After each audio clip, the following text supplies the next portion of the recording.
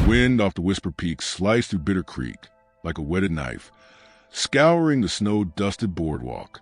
Outside the raucous glow of the Rusty Spur Saloon, a small, ragged figure shivered, holding out a trembling hand towards a swaying brute. "Bread, mister?" The plea was a ghost of sound. Jed Rourke's bloodshot eyes narrowed. Filthy beggar. His boot lashed out, a sickening thud connecting with the boy's ribs, sending him sprawling into the icy slush. From the shadows across the street, beneath the creaking sign of Hastings Mercantile, Silas Croft watched, his weathered face hardening. The time for watching was over. Before we jump back in, tell us where you're tuning in from, and if this story touches your heart, make sure you're subscribed, because tomorrow I got something extra special saved just for you. Bitter Creek huddled in the lee of the mountains, a collection of weathered timber and false-fronted buildings clinging stubbornly to the frozen earth. Winter had arrived early and fierce, painting the surrounding peaks bone white and frosting the town's single rutted street with treacherous sheets of ice beneath a thin layer of grimy snow. Smoke struggled from chimneys, instantly whipped away by the relentless wind that moaned through eaves and rattled loose shingles. It was a place of hard edges and harder lives, where warmth was a luxury found mostly behind the thick, smoke-stained glass of the Rusty Spur. Inside the spur, the air hung thick with the reek of cheap whiskey, unwashed bodies, and wood smoke. Lantern light glinted off brass spittoons in the nervous eyes of men seeking refuge from the cold and their own thoughts. Laughter, brittle and forced, competed with the tinny plink of a badly tuned piano. Jed Rourke, thick-necked and perpetually aggrieved, was holding court near the bar, his voice a slurred bellow above the din. He'd lost money on a dogfight earlier, and the loss festered in him like rot. Outside, the cold was a living thing, biting through thin clothes. Huddled against the rough-hewn wall of the saloon, partly shielded from the worst of the wind by a rain barrel, was the boy. He could have been more than 7 or 8, though malnutrition made him seem smaller, frilier. His clothes were little more than layered rags, patched and threadbare, offering scant protection. His face was pinched and pale beneath streaks of dirt, eyes wide and hollow, holding a world of fear far too old for his years. He held out a small, grimy hand towards the men staggering in and out of the saloon's swinging doors. He didn't speak often, just stood his ground, a silent, desperate statue in the storm's edge. Occasionally, a coin would land near his worn boots, tossed with careless pity or irritation. Mostly, he was ignored, another piece of the bleak townscape. Silas Croft saw him every time he came into Bitter Creek for supplies. He'd seen him for weeks, a silent, haunting presence that stirred something deep and uncomfortable within him. Silas stood under the overhang of Hastings Mercantile, his broad shoulders hunched against the wind, his gaze fixed not on the bustling storefront, but across the street. He was a tall man, lean but powerful, carrying his 40 years in the lines etched around his eyes and the stillness of his posture.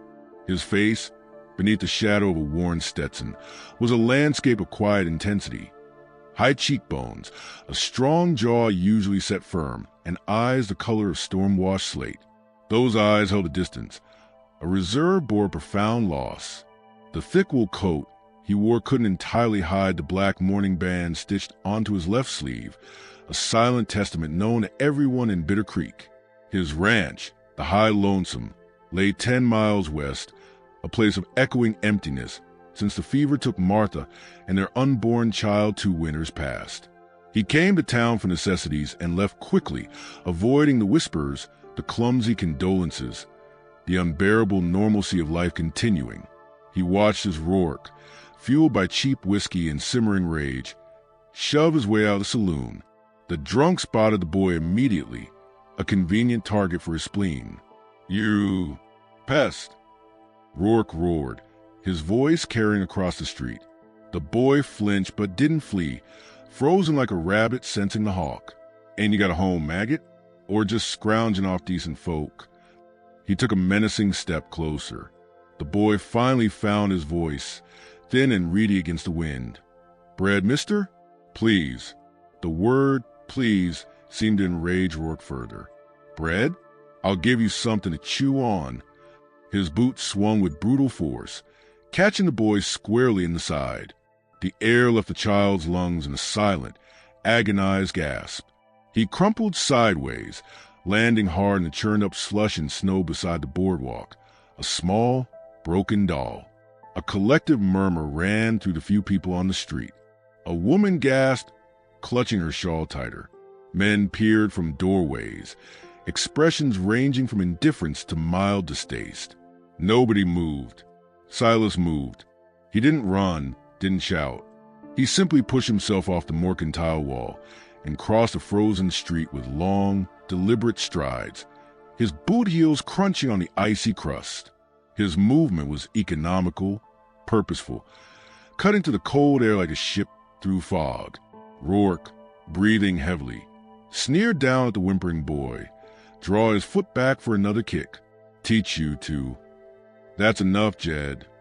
Silas's voice wasn't loud, but it carried the weight of absolute authority, cutting through the wind and Rourke's bluster like a whip crack. It wasn't a shout, but a low, dangerous rumble that vibrated with contained power. Rourke spun around, momentarily startled. Recognition flickered in his bloodshot eyes, followed by a sneer. Croft, this ain't your affair. Just clearing the street of vermin. He gestured dismissively at the boy, who was trying pitifully to curl into a ball, clutching his ribs, tears cutting tracks through the grime on his cheeks. A smear of blood, bright and shocking against the snow, stained the corner of his mouth.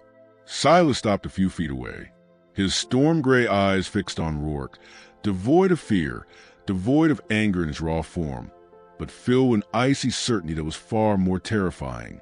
He took in the boy's state, the ragged clothes, the blood, the sheer terror, and something ancient and protective stirred within him, a feeling long buried under layers of grief. "It is now," Silas stated, his voice flat and final. "Walk away." Rourke, bolstered by whiskey and the audience, puffed out his chest. "Or what? You gonna make me, preacher man?" He used the old, mocking nickname some had given Silas after Martha died, referencing perceived holier-than-thou attitude born of solitude and grief. Rourke took a drunken step toward Silas, fists clenching. "Think you're better than the rest of us? Hiding out on your spread? That boy's nothing, just like you're nothing now." The insult aimed at his loss was a spark, but Silas didn't flare. He channeled it as Rourke lunged, swinging a wild, clumsy punch. Silas moved with startling speed for such a quiet man. He didn't brawl, he ended it. One step inside Rourke's swing, his left arm deflecting the blow effortlessly, his right fist driving upwards in a short, devastating arc. It connected solidly with Rourke's jaw with a sharp crack that echoed unervingly in the sudden quiet of the street. Rourke's eyes rolled back. He dropped like a sack of grain, collapsing face first into the same slush he'd kicked the boy into, out cold before he hit the ground. Silas didn't spare the fallen man a second glance. He turned immediately, his focus entirely on the small figure trembling in the snow. He knelt, the frozen ground biting through his trousers, his movements suddenly careful, deliberate. Up close, the boy's condition was worse. He was painfully thin, shivering violently, his breath coming in shallow, painful hitches. The fear in his eyes as he looked up at Silas was primal. "Easy now," Silas murmured, his voice dropping to a low, soothing register, a stark contrast to command he'd used moments before. He slowly reached out, not to grab but to offer. "You're hurt. Let me help." The boy flinched, scrambling backwards through the slush, a low whimper escaping him. His eyes darted around wildly, looking for escape for Rourke, for any new threat. Silas held his hands palm out, showing he meant no harm. He noticed the boy wasn't just clutching his ribs. His thin fingers were wrapped protectively around something small and metallic that hung from a frayed string around his neck, half hidden beneath the rags. A tiny, tarnished sheriff's star? A button? Silas couldn't tell. "He can't hurt you now," Silas said, keeping his voice steady calm. He slowly unbuttoned his thick wool coat. "Cold's the enemy now." He shrugged the coat off, ignoring the biting wind that instantly cut through his flannel shirt. He held the coat out like an offering, the heavy wool radiating the warmth it had held. "Here, this'll help." The boy stared at the coat, then at Silas's face, then back at the coat. The shivering was uncontrollable. Survival instinct warred with deep-seated terror. Slowly, hesitantly, one trembling hand reached out and touched the coarse wool. The warmth seemed to break through his panic. He didn't take the coat. Instead, he scrambled closer, practically burrowing into Silas's offered arms, seeking the heat and the sudden, inexplicable safety this silent giant represented. Silas wrapped the coat around the boy's small frame, engulfing him. He was shockingly light. Silas gathered him up carefully, mindful of the injured ribs, cradling him against his chest. The boy buried his face in Silas's shirt, his thin body still racked with tremors, but the frantic edge of his fear had dulled to exhausted shock. Silas stood, the boy a small, bundled weight in his arms. The street had become a tableau. People watched from doorways and windows, Mrs. Gable from the boarding house, Old Man Henderson from the livery, a couple of cowhands frozen mid-step. Their expressions were a mixture of surprise, curiosity, and a faint, lingering disapproval. Silas Croft, the widower who spoke maybe 10 words a month in town, who vanished back to his isolated ranch like a ghost, had just knocked Jed Rourke cold and picked up the feral beggar boy like he was a lost lamb. Whispers started, low and sibilant, carried on the wind. Always was a strange one, even before. What's he think he's doing with that stray? Jed had it coming, but Croft he looked fit to kill. That boy's trouble. Seen him skulking near the freight yard. Where'd he even come from? Silas ignored them all. His world had narrowed to the shivering weight in his arms and the urgent need for warmth and medical attention. He turned towards Doc Hennessy's small, clapboard office at the end of the street.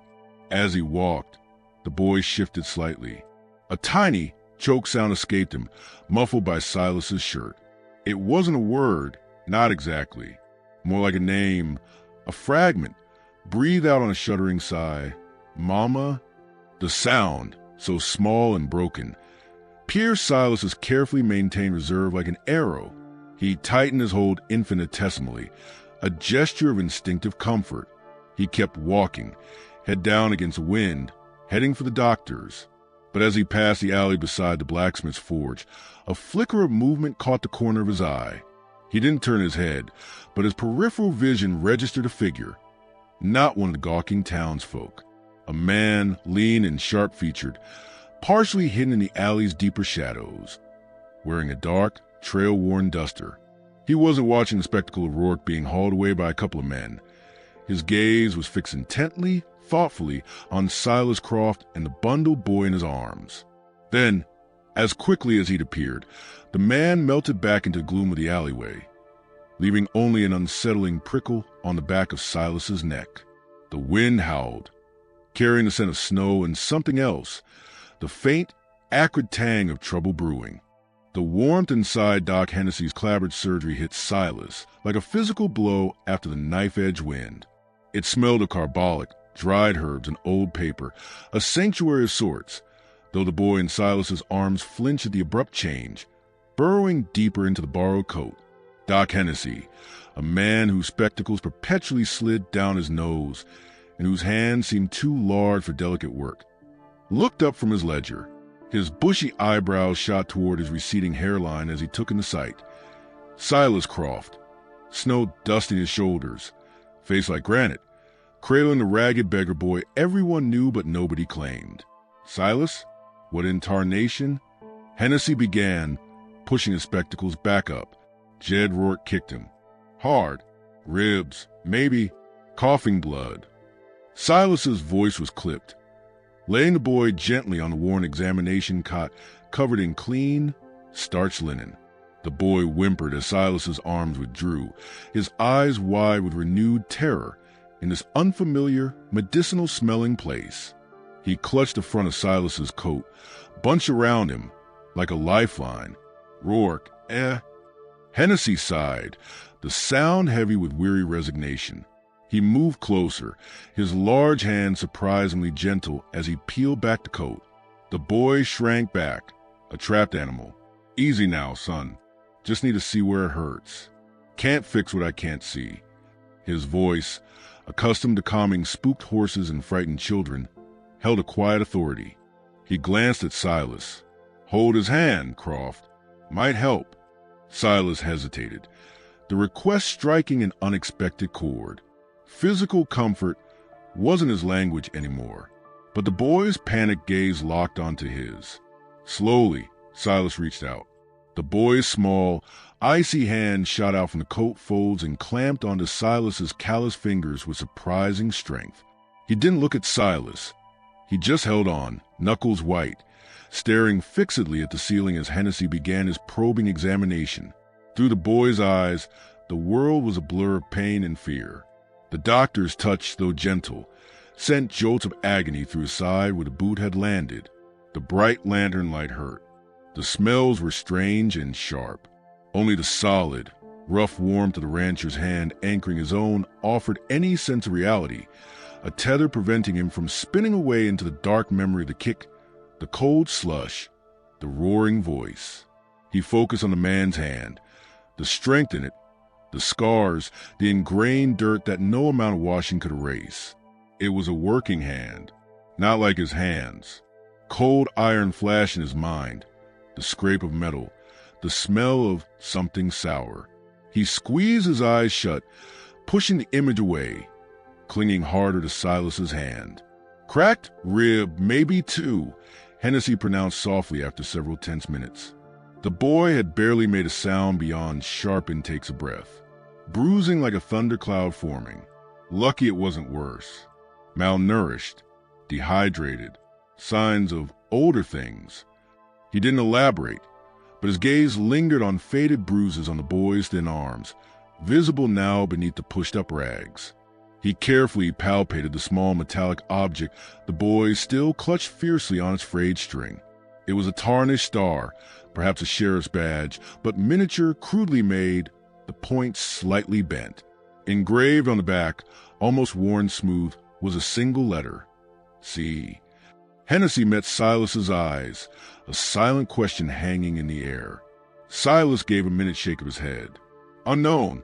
Hennessy cleaned the blood from the boy's mouth. A split lip. Thankfully, nothing internal.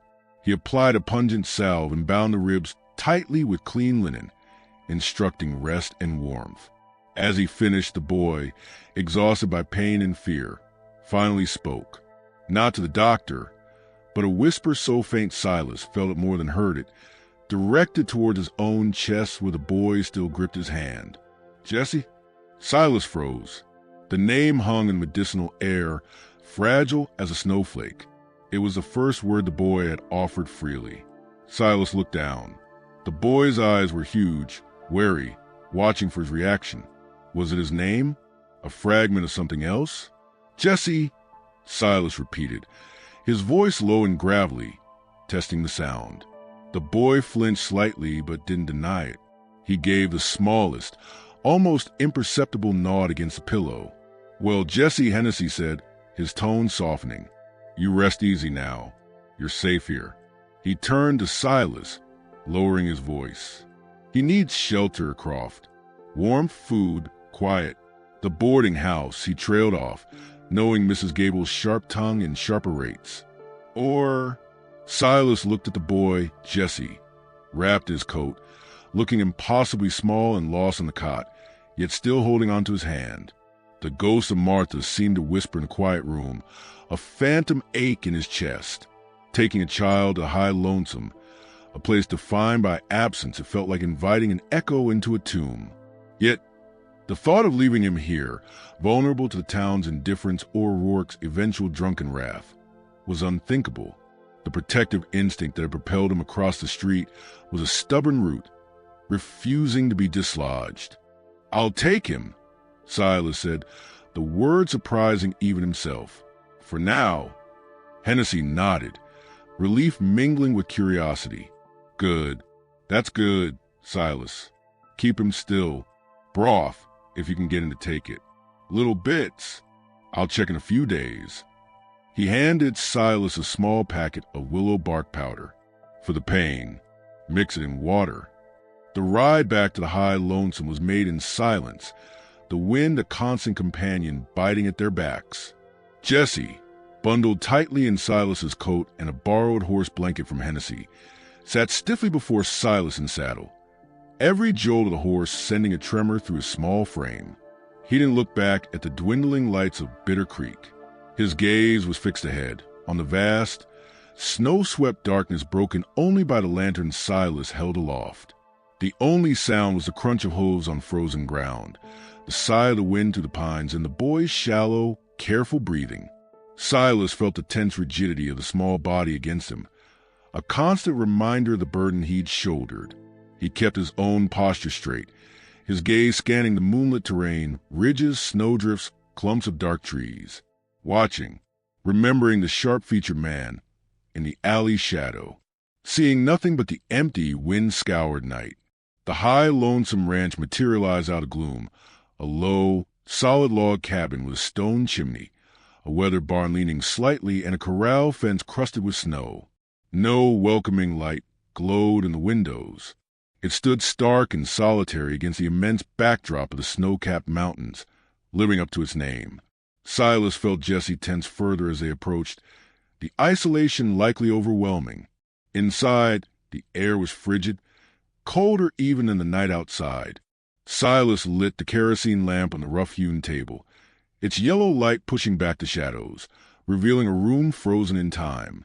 Simple, sturdy furniture, a table, 2 chairs, a rocking chair by the cold hearth. Pegs on the wall held coats and a worn hat. A cast-iron stove dominated one corner. It was clean but bare, devoid of any warmth beyond the functional.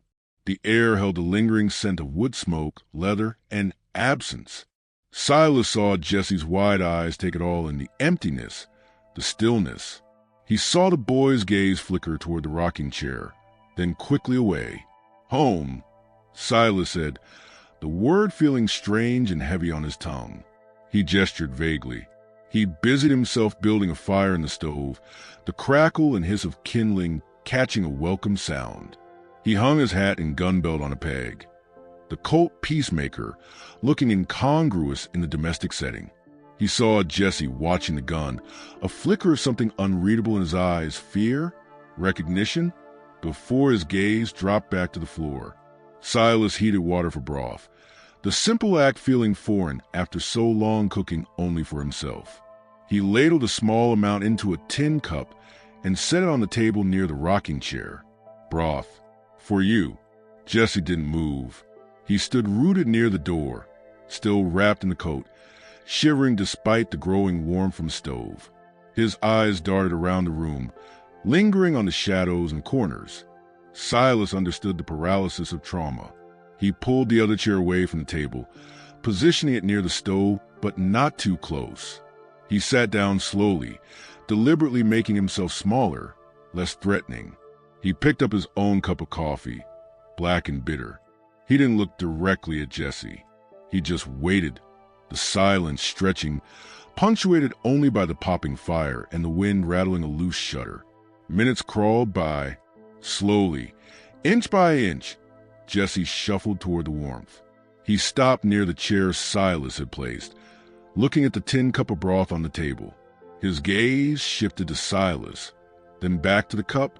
Hunger warred with ingrained caution. Finally, with agonizing slowness, he reached out a trembling hand and took the cup. He didn't sit. He stood, sipping the hot liquid cautiously, his eyes fixed on Silas over the rim, ready to bolt at the slightest provocation. Later, Silas made a pallet of blankets and a thin mattress near the stove, far from the cold outer walls. Jesse watched him, still silent. When Silas gestured to it, the boy crept over and laid down, pulling the blankets up to his chin, his body curled protectively around his ribs. His eyes remained open, watchful, reflecting the firelight. The small tarnished star rested on his chest outside the blankets, his fingers lightly touching it. Silas banked the fire and took the lamp to the small bedroom he hadn't used since Martha. He paused in the doorway, the familiar wave of grief washing over him, colder than the mountain wind.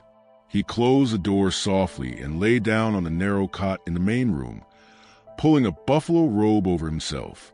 He kept the Colt within easy reach on the floor beside him. He stared at the ceiling beams, listening to the unfamiliar sound of another person's breathing in his house. Shallow, uneven breaths punctuated by soft whimpers as Jesse drifted into an uneasy sleep. "What are you doing, Croft?" The thought echoed in the silence. This boy is trouble. He's got ghosts clinging to him. Same as you. Different ghosts, maybe worse. That man in the alley, the memory of that sharp, watchful face sent a fresh prickle of unease down his spine. He'd seen no sign on the ride back, but that didn't mean the man wasn't out there waiting, watching the high lonesome. Hours passed.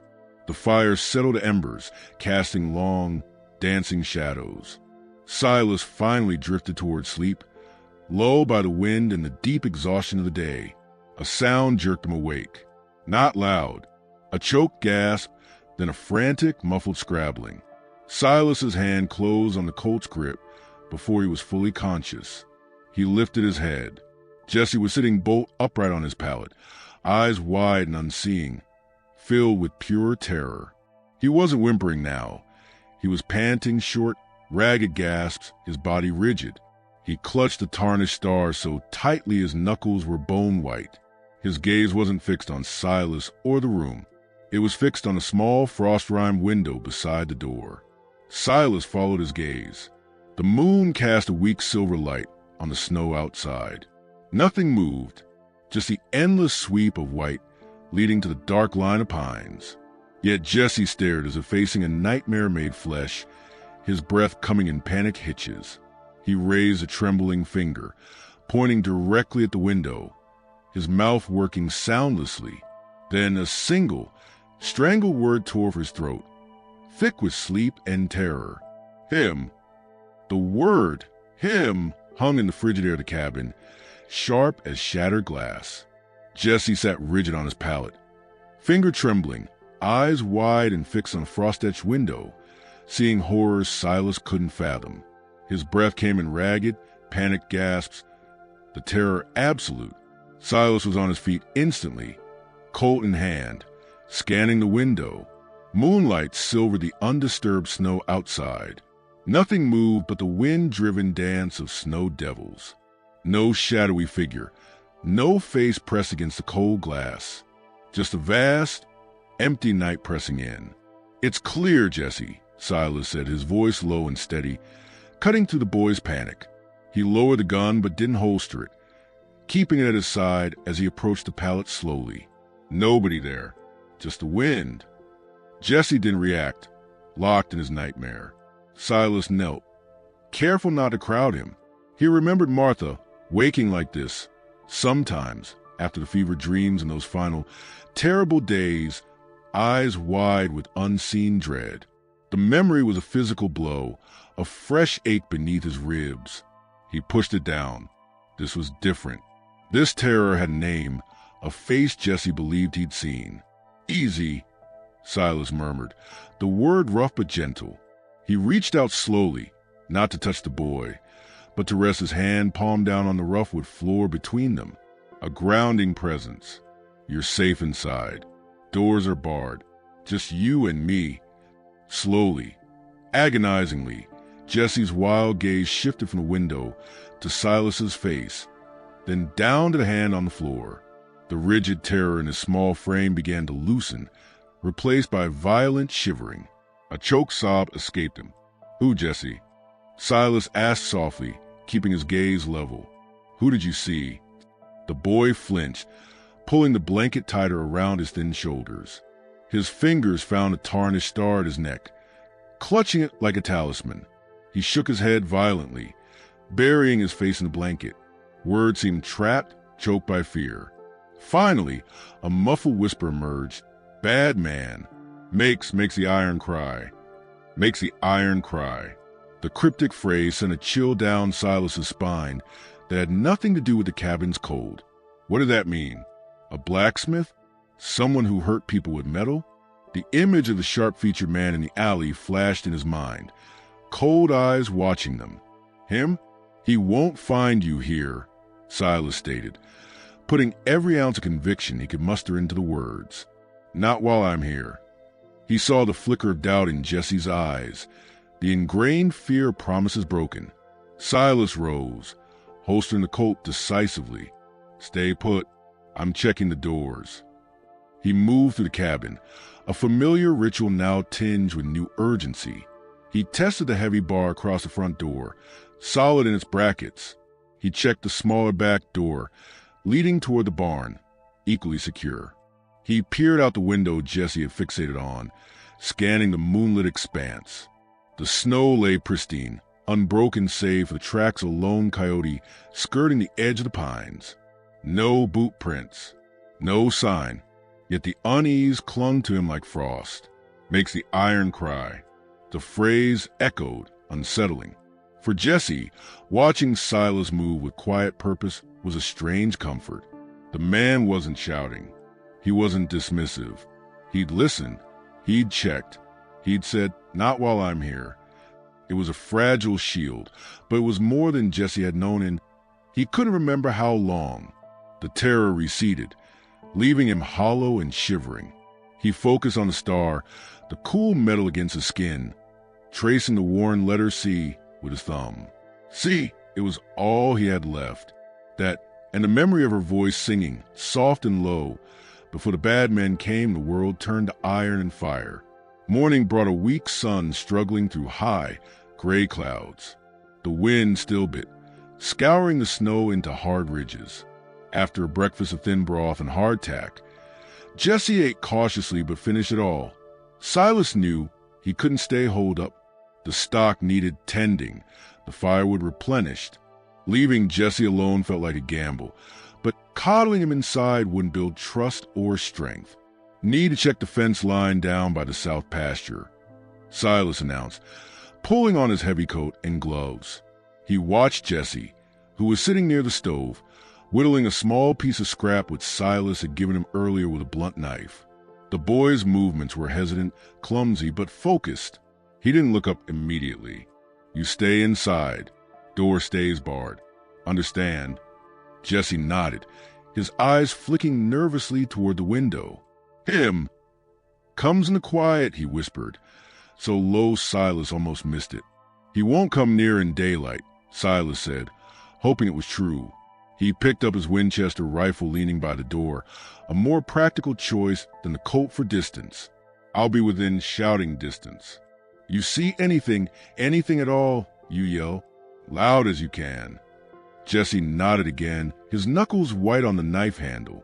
The fear was still there, a constant undercurrent, but Silas saw a flicker of determination too. The boy was trying. The south pasture fence was a long ride, hugging the edge of the pines where the wind piled snow into deep drifts.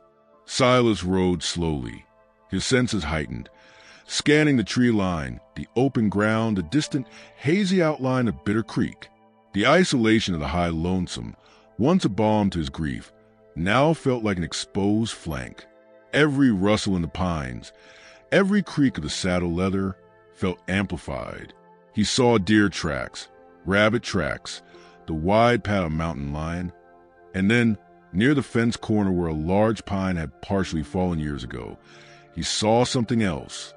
Dismounting, Silas crouched in the snow, clear as day, cutting across the pristine white towards the dense-covered pines, were boot prints, large, sharp-heeled, not the rounded wear of a working rancher. They approached the fence line, paused near the broken section he'd come to mend. Snapped wires were snow weight, and perhaps an animal had taken its toll, and then retreated back into the trees. Fresh, made since the light snowfall last night. Silas ran a gloved hand over the broken top wire.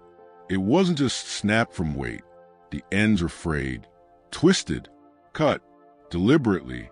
Someone had been here, close to the ranch, testing the perimeter, perhaps looking for weakness. Makes the iron cry. The frayed wire ends looked like tears in metal. A cold fury, colder than the Wyoming wind, settled in Silas's gut. They were being watched. Hunted, he worked swiftly, repairing the brake with fresh wire from a saddlebag, his eyes constantly scanning the dark wall pines. The sense of being observed was a physical pressure between his shoulder blades. He finished the job, mounted up, and rode a wide loop back toward the cabin, rifle resting across his saddle horn. He saw no one. Back at the cabin, the smell of wood smoke and something else greeted him, a faint, sweet scent. Jesse had opened the door at his call and now stood by the stove. He'd attempted to make coffee. The pot was askew, ground spilled on the hearth, but steam rose from it, a small, shy gesture. He held out the piece of wood he'd been whittling.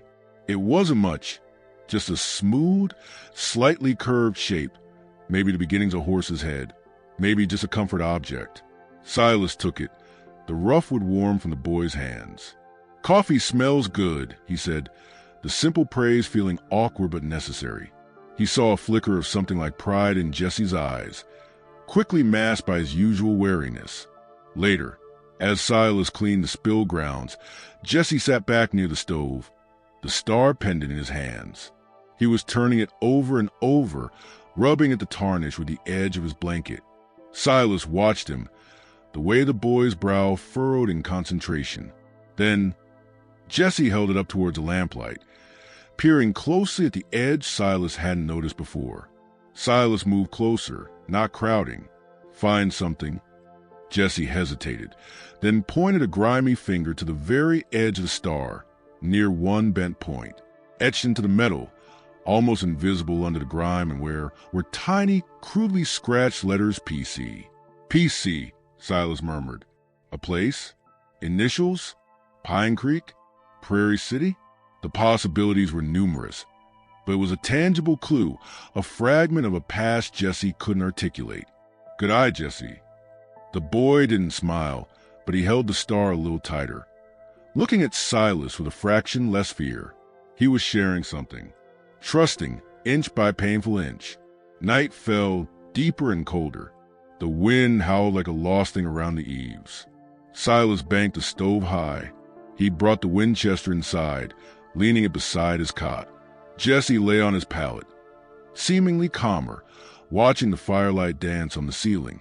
Silas sat in a rocking chair nearby, ostensibly mending a harness strap, but his senses were tuned to the night sounds beyond the walls. The silence stretched, filled only by the crackling fire and the mournful wind. Then, softly, almost lost beneath the gale, came a sound from Jesse's pallet. Not a word, not a whimper. A tune, a few hesitant, off-key notes hummed under the boy's breath. It was fragmented, broken, but the melody tugged at Silas with a jolt of recognition, so profound it stole his breath. He knew that tune. He hadn't heard it in years. Martha used to hum it, rocking in that very chair when she was carrying When They Dream of a Child. It was an old lullaby, one her mother had sung to her, a song Silas had never heard anywhere else, not in Bitter Creek, not anywhere. His hand stilled on the leather strap. He stared at Jesse, the boy's profile limned in firelight, humming that achingly familiar fragment of a song from Silas's own shattered past. How? Where could a ragged, traumatized boy from God knows where have learned Martha's lullaby? The question hung in the air, thick and heavy as the silence that followed when Jesse's humming trailed off. Outside, the wind screamed, but Silas Croft heard only the echo of a ghost song and the terrifying imprecation humming beneath it. The fragment of lullaby hung in the cabin's air long after Jesse's hesitant humming ceased, vibrating against Silas's nerves like a plucked, dissonant string. Martha's song, her song, a melody woven into the fabric of his most intimate grief, carried now in the thin, uncertain breath of a ragged boy from nowhere. The coincidence was impossible, monstrous. Silas stared at Jesse's profile, firelight etching the boy's sharp cheekbones and the dark smudges beneath his closed eyes. Sleep reclaimed him quickly after his brief musical offering, leaving Silas adrift in a sea of chilling questions. How? The word echoed in the hollow space Martha had left behind. Had Jesse heard it in Bitter Creek? Unlikely. Martha rarely sang outside their home, and never in public after the hope faded. Had it drifted from some other lonely hearth, carried on the wind across impossible distances to imprint itself on this lost child? The explanation felt flimsy, a desperate raft on a dark ocean. The alternative, a connection, however tenuous to her, was a door Silas had sealed shut with grief, and he feared what opening it, even a crack, might unleash. Morning brought no clarity, only a heavier sky pressing down on a high lonesome, the air thick with a promise of snow. Jesse woke subdued, his gaze flickering towards Silas with new unreadable wariness, as if sensing the seismic shift his humming had caused. Silas moved through chores mechanically, splitting firewood with short, sharp blows that echoed the turmoil in his chest. The cut fence wire, the boot prints, they were tangible threats, problems he could confront with rifle or fist. This was a ghost walking in daylight. He found Jesse by the window, tracing patterns in the frost on the pane, the tarnished star pendant clutched in his other hand. Silas approached slowly, leaning his axe against the cabin wall. The boy tensed but didn't retreat. That song last night, Silas began, keeping his voice low, neutral. Where did you hear it? Jesse's fingers stopped moving on the glass. He looked down at the star in his palm, turning it over to reveal the tiny scratched PC. He didn't speak for a long moment. Then, haltingly, Mama sang it when the dark wasn't so loud. His voice was a threadbare whisper. Before the bad man made the iron cry, he shuddered, his small frame convulsing with the memory. In the dark place, PC, the initials on the star, the dark place. Silas's mind raced. A mine? A cellar? Somewhere associated with PC, where this bad man operated? And Jesse's mother knew Martha's lullaby? The pieces refused to fit a comforting picture. PC, Silas repeated gently. Is that a place? Pine Creek? Something else. Jesse's brow furrowed in intense concentration, frustration flashing in his eyes. Words seemed to crumble before he could form them. He shook his head violently, clutching the star. Loud! The iron, so loud, and the spurs. He spat the last word like poison. He wears spurs that sing like knives. Spurs. A detail. A sharp, jingling sound associated with the terror. Silas filed it away, another shard of the nightmare. He saw the boy's rising distress and changed tack. Hungry? Biscuits are warm. The mundane offer was an anchor. Jesse nodded, the tension easing slightly as he followed Silas to the table. Later, the wind picking up, whining around the eaves, Silas decided the cabin door needed reinforcing. He dragged a thick, weathered timber from the lean-to. Jesse watched silently from the doorway, bundled in Silas's spare coat, sleeves rolled impossibly high. As Silas positioned the timber, bracing it diagonally against the door inside its frame, he needed a third hand to hold the heavy bracket while he hammered. He hesitated, then held out a smaller hammer. Steady this, he said, nodding to the metal bracket. Just hold it firm. Jesse stared at the hammer, then at Silas's face. Taking a tool, helping with a task that meant safety, it was a threshold. Slowly, he stepped forward, his small hand wrapping around the hammer's handle. He pressed the bracket against the wood where Silas indicated, his thin arms trembling with the effort but holding it steady. Silas drove the nails home with powerful, precise blows. Each strike reverberated through the timber, through Jesse's arms, a shared rhythm of fortification. When it was done, the door felt solid, immovable. Jesse lowered the hammer, looking at his hand, then at the reinforced door. A flicker, just for a second, of something akin to accomplishment warmed his eyes. Good job, Silas said, the words rough but sincere. Jesse ducked his head, but Silas saw the faintest softening around his mouth. The fragile piece shattered mid-afternoon. Silas, scanning the southern tree line with field glasses from the barn loft, saw movement near the repaired fence corner. Not an animal, A man on horseback, partially obscured by pines. Tall, lean, wearing a dark duster. The sharp-featured man from the alley. He wasn't approaching. He was watching. Silas's blood ran cold. He raised a Winchester, but the figure melted back into the dense timber before he could get a clear shot. The message was clear. I'm here. I'm patient. Silas descended the ladder, his jaw set. Patience was a luxury he might not have. He needed to check that fence line again. Leaving Jesse inside with strict instructions to bar the new brace, Silas rode out, rifle ready. Senses screaming. He found nothing at the fence. No fresh cuts, no obvious tampering. But as he turned his horse, something glinted dully in the thin sunlight near the base of the large fallen pine. Dismounting, Silas crouched. It was a spur rowel, a single sharp-pointed star of worn steel, broken from its shank. It was old, scarred, but recently dropped, and stamped crudely on the inner curve was a single letter, S. Spurs that sing like knives. Jesse's words echoed. And now this deliberately left? A calling card? A taunt? The brand S. Was it the man's initial? Or something else? Silas pocketed the cold metal, the weight of it ominous. The hunt was no longer covert. The hunter was marking his territory. He returned to find Sheriff Mac Turner's sturdy bay gelding tied to the porch rail. Inside, the sheriff, a broad man with a thick salt and pepper mustache and eyes that missed little, stood near the stove, warming his hands. Jesse was pressed into the far corner, eyes wide with apprehension, radiating mistrust. Silas, Mac nodded, his voice gravelly. Heard about your house guest and Jed Rourke's encounter with your fist. He didn't sound disapproving, just stating facts. Came to see how the boy was faring. Doc Hennessy mentioned cracked ribs. He's mending, Silas said tersely, positioning himself subtly between the sheriff and Jesse. Quietly. Mac's gaze took in the boy's thinness, the fear still lurking in his eyes, the newly reinforced door. Looks like you're preparing for more than winter, Silas. Silas met his gaze levelly. Had some trouble. Cut fence wire.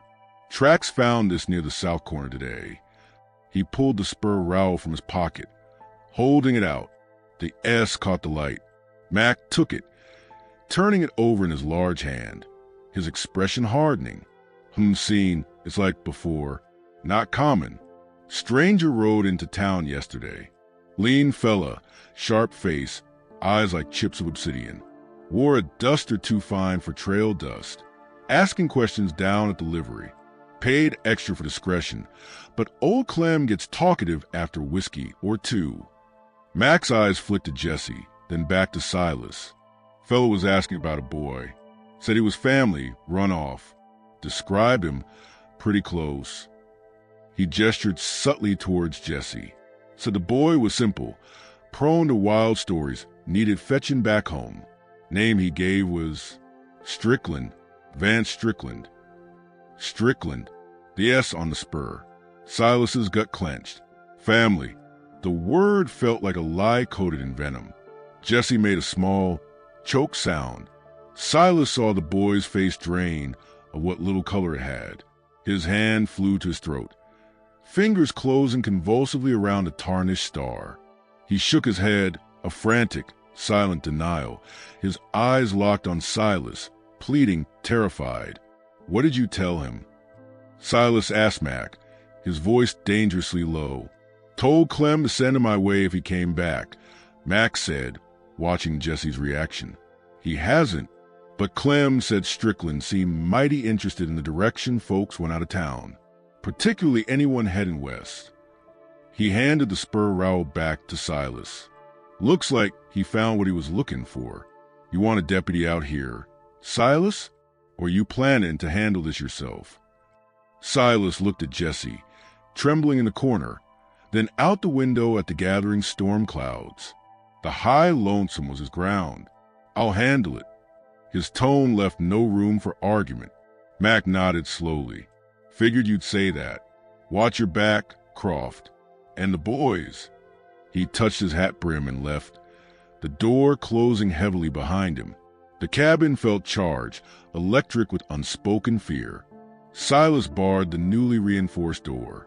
He checked the Winchester, the Colt, methodically, deliberately. He placed a loaded rifle near the back door, the Colt near his cot. He moved a heavy trunk in front of the shuttered window Jesse had fixated on. Every action was a silent promise. Jesse watched him, a silent statue of fear near the stove. As Silas finished securing the last shutter, the boy finally spoke, his voice a raw scrape, barely audible above the rising wind outside. "Silas." Silas turned. Jesse was pointing a trembling finger towards a small, high window near the loft ladder, the only one not fully shuttered yet. His eyes were wide with absolute horror, fixed on something outside. Silas followed his gaze. Across the frozen yard, near the shadowed entrance of the barn, stood a figure. Tall, lean, sharp-featured. Vance Strickland. He wasn't hiding. He stood in plain sight, his dark duster flapping in the gusting wind. He wasn't looking at the cabin. He was looking directly at the small window where Jesse stood frozen. And as Silas watched, the man slowly raised one hand, not in greeting, in a gesture that was chillingly deliberate. He drew a single finger across his own throat, a slow, deliberate slash. Then Jesse's whisper cut through the silence, laced with terror that turned Silas's blood to ice. "That's him. Scar." His small hand touched his own cheekbone, mirroring the path of the thin, pale line just visible on Strickland's face in the gray afternoon light. He makes the iron cry. The scar, the gesture, the name, Scar. It hung in the frozen air of the cabin, thick as can smoke. Outside, Vance Strickland stood like a malevolent statue, his fingers slow drag across his throat, echoing the pale line on his cheekbone. The wind snatched at his dark duster, making him seem like a specter conjured from the storm brewing in the mountains. Jesse's terrified whisper, he makes the iron cry, vibrated against Silas's spine.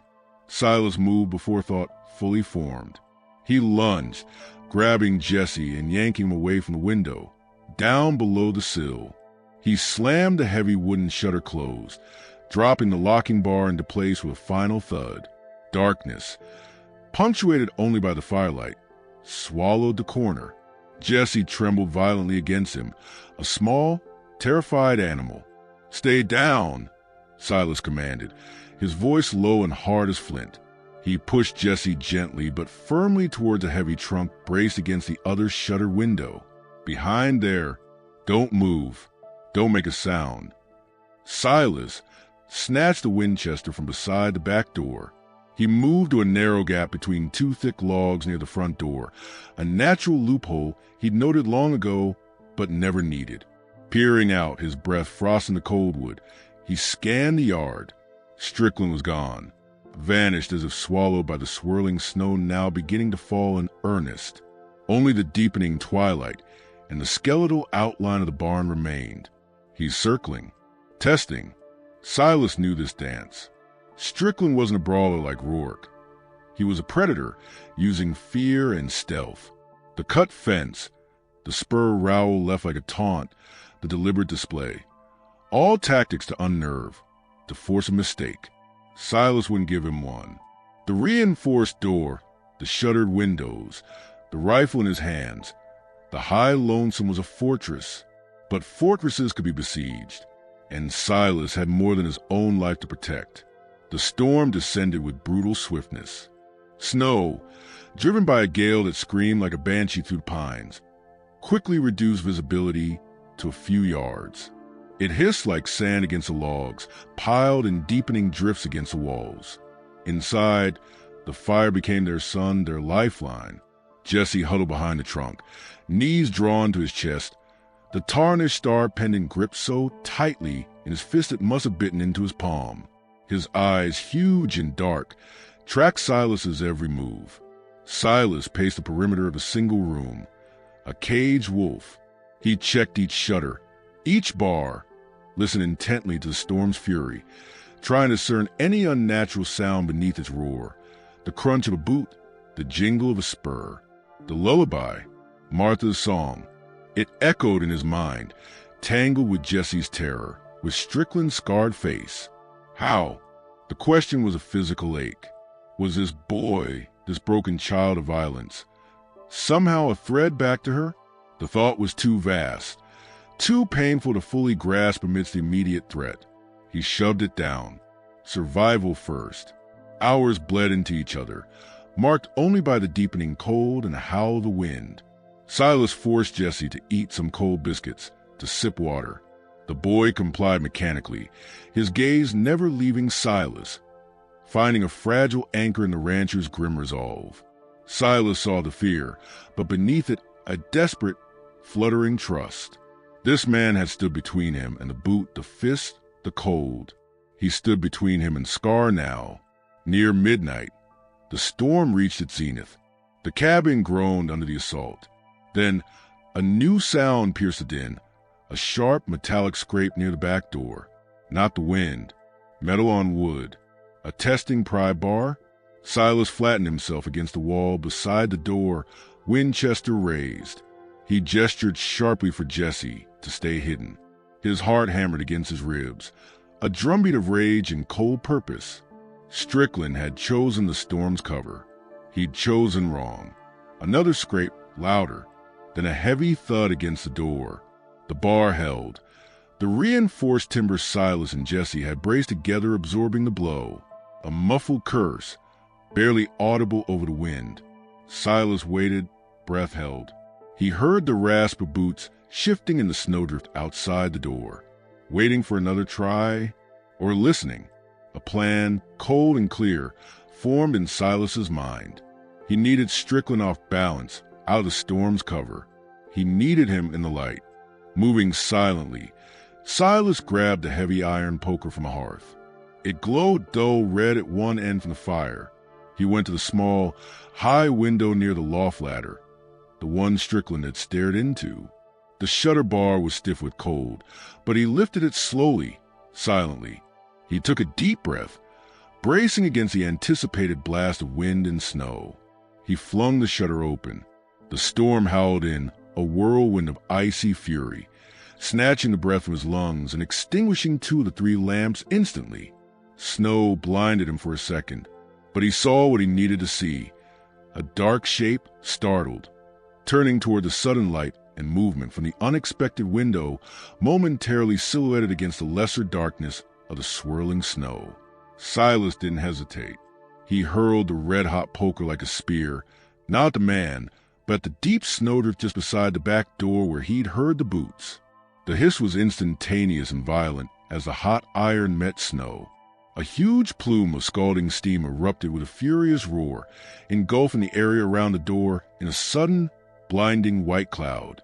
A scream tore through the storm's howl, raw, agonized, human, the sound of a man caught in sudden, searing pain.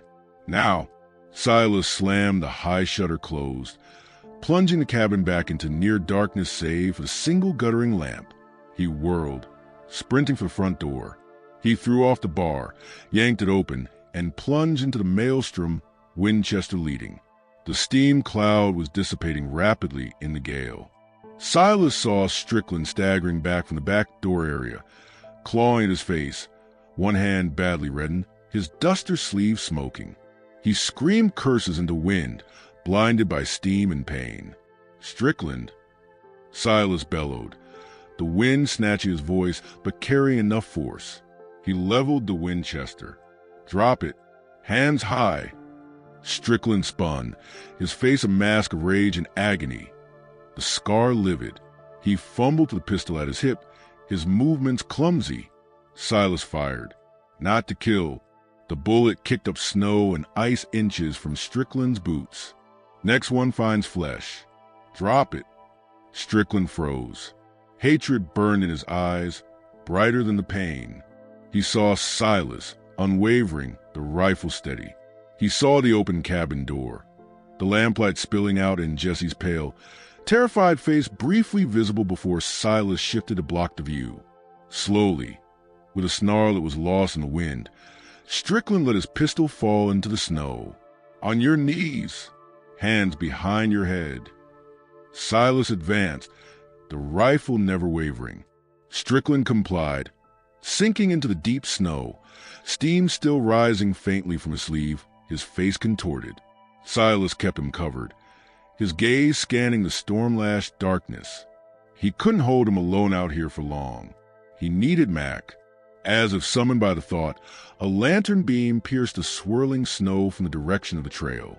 Horses. 2, maybe 3 figures materialized out of the white chaos. Sheriff Mac Turner and a deputy, bundled against the storm. Silas! Mac shouted, his voice muffled. Heard the shot. You all right? Got him, Mac. Silas called back, relief a warm wave battling the cold. Vance Strickland. Attempted break-in. Watch him. He's burned, but he's venomous.